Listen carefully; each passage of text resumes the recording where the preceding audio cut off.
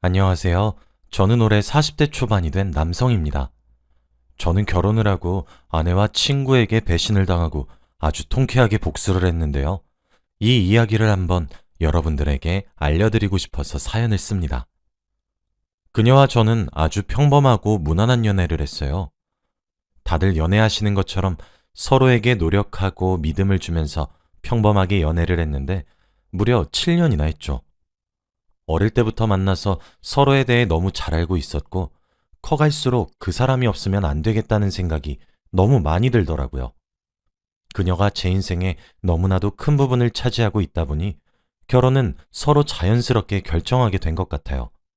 이 사람이 아니면 다른 사람을 만나서 다시 처음부터 시작할 자신도 없었거든요. 양가 부모님들도 저희가 오래 만난 걸 아시니까 결혼 허락 받는 건 쉬웠기에 빠르게 결혼식을 진행했습니다. 저희가 오래 만나서 아내의 친구, 제 친구들은 다 알아요. 아내 친구도 저에게 오래전부터 형부 거리면서 친했고, 제 친구들도 저희 아내에게 재수씨 거리면서 친하게 지냈거든요. 여행도 여러 번 같이 갔었고, 전화도 자주 해서 많이 친합니다. 그래서 가끔씩 농담으로 제 친구들과 아내가 무인도에 갇혀도 나는 괜찮다고 말할 정도로 많이 믿고 의지하는 친구들이었죠. 제 친구들은 아직 결혼을 안 했는데 아내는 얼른 이 지긋지긋한 남정네들이랑 그만 여행 다니고 부부 동반 여행을 가고 싶다고 장난도 칩니다. 아무튼 저와 아내는 평범한 연애를 끝으로 결혼을 하고 드디어 같이 살게 되었어요.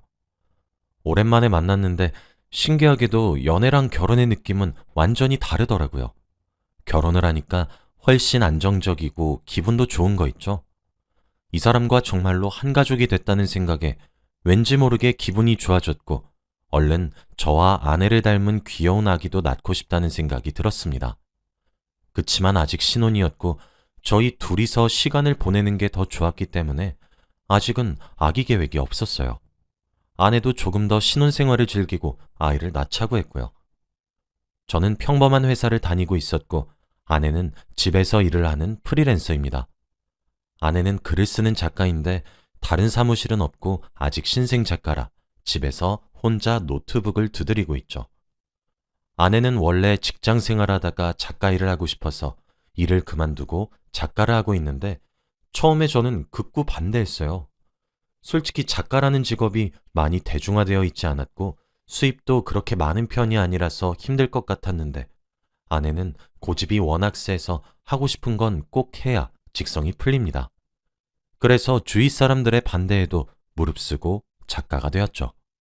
지금은 작가인 아내가 너무 좋아요. 회사 다닐 때는 회사 가기 싫다고 찡찡댔는데 지금은 자기가 좋아하는 일을 해서 너무 행복하다고 하네요. 아내가 기분 좋은 걸 보니까 저도 힘이 나고 일을 더 열심히 해야겠더라고요. 그런데 제가 맡은 일이 출장이 잦습니다.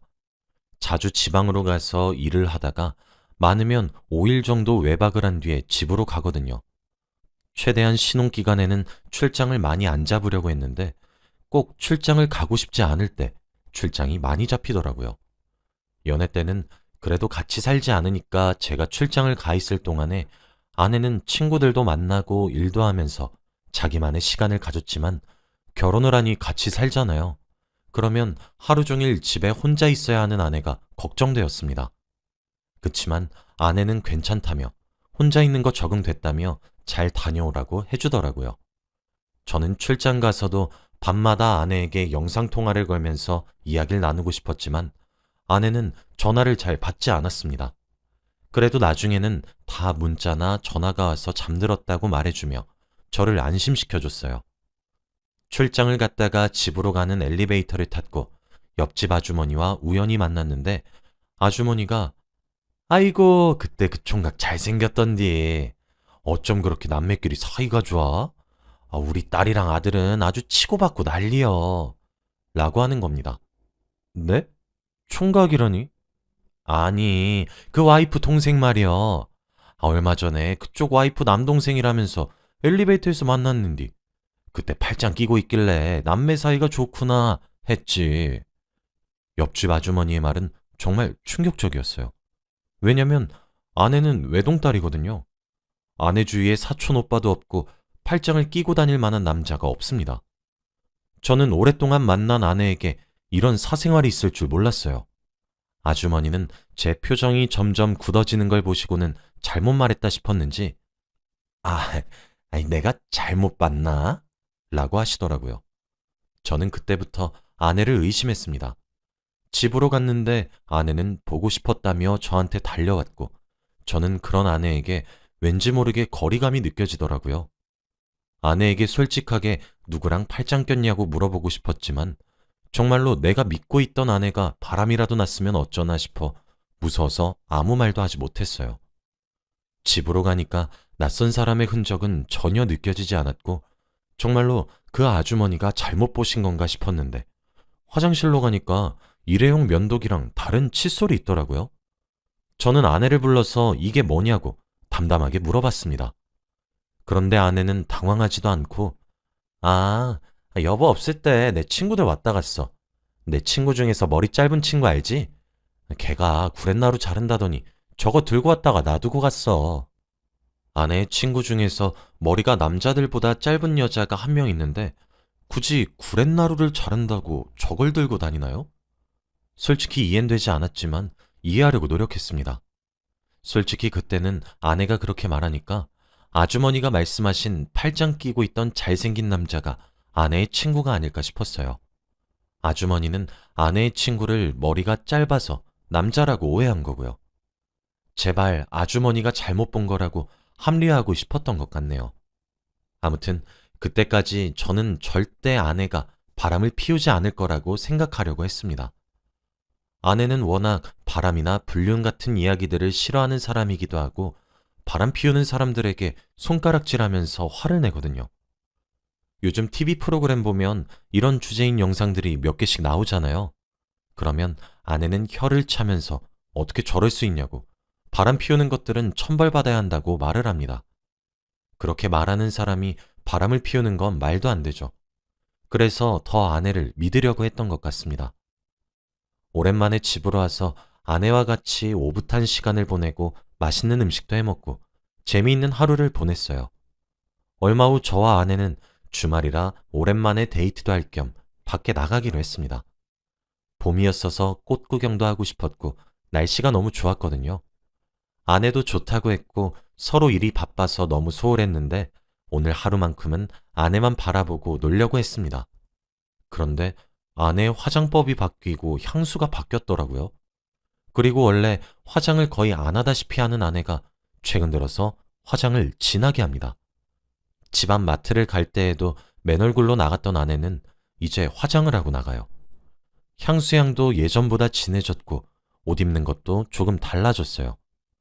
예전에는 밝은색 옷을 많이 입었는데 요즘은 어두운 옷을 많이 입더라고요. 우리 아내 요즘 낯설다. 향수도 바뀌고 옷도 바뀌고 화장도 하고. 갑자기 왜 그래? 기분 전환이야? 기분 전환. 나 아이 생기면 이런 것도 잘 못하고 다닐 텐데 지금이라도 원 없이 해놓으면 나중에 후회 없을 것 같아서. 아내는 저와의 아이를 계획하고 있었고 저도 이제 슬슬 아이가 갖고 싶더라고요. 나이가 1살이라도 어릴 때 아이를 낳아야지 더 늦으면 임신도 안 될 것 같았습니다. 그런데 저희 나이가 그렇게 많지도 않았는데 저희 생각과는 다르게 아이가 쉽게 생기지 않더라고요. 다들 왜 임신이 축복이라고 하는지 알 것 같았습니다. 정말 임신을 하는 건 축복인 것 같아요. 왜냐하면 임신을 하는 건 너무 힘들고 잘 되지 않았거든요. 그래서 저는 혹시나 저에게 문제가 있나 싶어서 병원으로 가서 진료를 받아보기로 결심했습니다.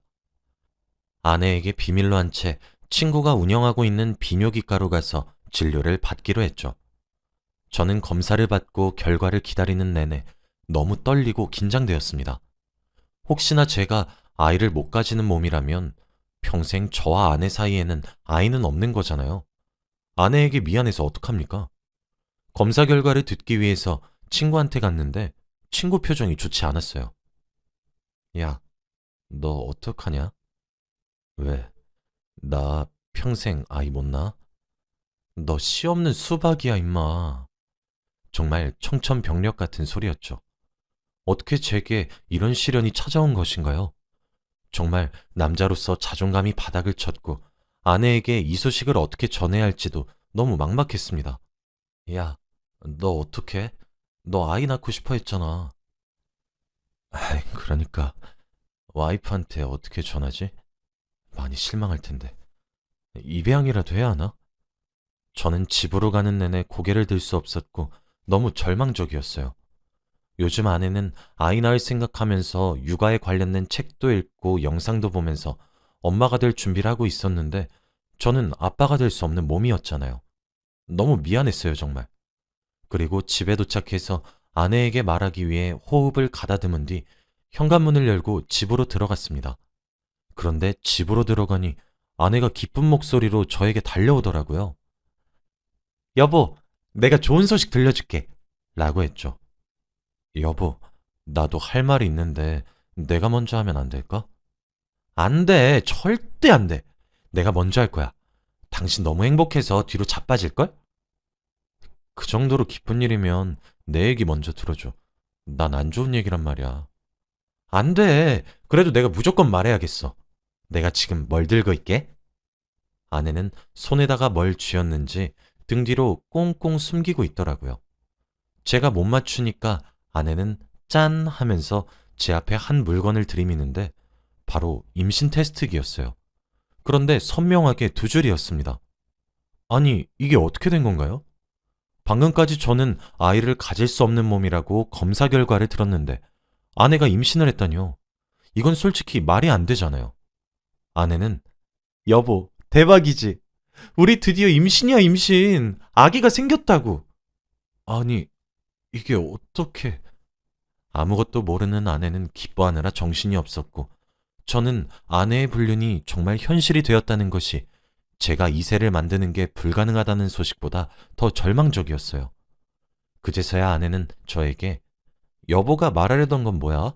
슬픈 소식이라며 라고 말했고 저는 차마 아내에게 말할 수 없어서 아니야 라고 한 뒤 방으로 들어갔습니다. 아내는 예상과 다르게 제가 임신 소식에 대한 반응이 좋지 않자 실망했더라고요. 저는 아내 앞에서 연기를 할 힘조차 나지 않았고 곰곰이 방으로 들어가서 생각의 시간을 가졌습니다. 저는 이세를 만드는 게 불가능한 몸이라 아내는 제 아이를 임신할 수 없는데 아내가 임신한 건 바로 불륜이란 증거잖아요. 정말 어떻게 이럴 수 있나요? 불륜이라면 그렇게 기겁을 하던 여자가 떳떳하게 다른 남자를 만나고 남의 애를 임신하다뇨. 정말 역겹고 무서웠습니다. 저는 그날 흥신소에 문의를 해서 아내 뒷조사를 부탁드렸어요. 아내의 휴대폰을 열어보았더니 낯선 사람과 연락을 나눈 흔적은 없었고 다 친구들과 안부 연락을 한 것밖에 없더라고요. 그래서 도대체 그 남자는 누군가 궁금했는데 마침 흥신소에서 연락이 왔습니다. 아내의 불륜 증거를 다 잡았대요. 그래서 당장 보니 아내의 상간남은 바로 제 비뇨기과 친구였습니다.